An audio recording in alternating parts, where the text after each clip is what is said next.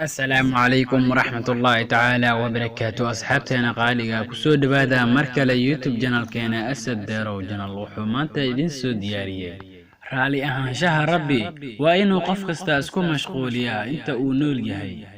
جعيلك ألي ما أهان هذل وافعل ويل لن يرأه أيا مالين وحا رجين جري إنو الله ريريه سسعودو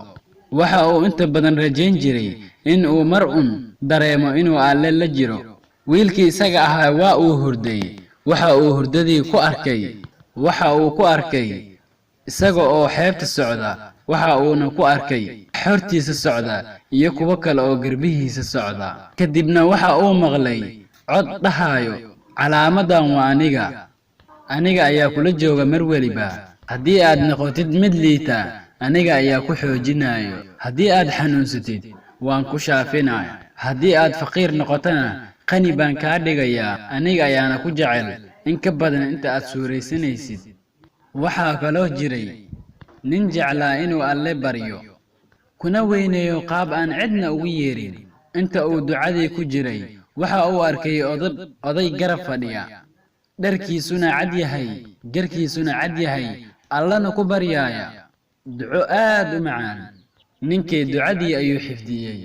odaygii kadibna waa uu eegay si uu ugu mahadceliyo ducada qurxoon ee uu ka maqlay laakiin waa uu waayay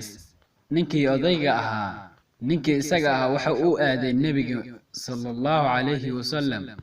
wuxuuna ugu sheekeeyey wixii uu la kulmay nebiga nabadgelyo iyo naxariis korkiis ha ahaatee wuxuu dhahay ma taqaanaa ninka aad ducada ka maqashay ninkii waxa uu yidhi ma garanayo rasuul allah nebiga sallallahu alayhi wasallam wuxuu dhahay ninka waa jibriil waxa uu kugu yimid sida uu kuu bari lahaa sida alle loo baryo iyo sida alle loogu weyneeyo waxa uu jecel yahay waxay ahayd talaabadii ugu horeysay ee ninkaas qaaday waxa uu doonayana ahayd weynaynta alle waxa uu allana u soo diray malaa'igta kii ugu weynaa si uu u baro ducadaas raali ahaanshaha alle waa inay noqotaa waxa uu isku mashquuliyo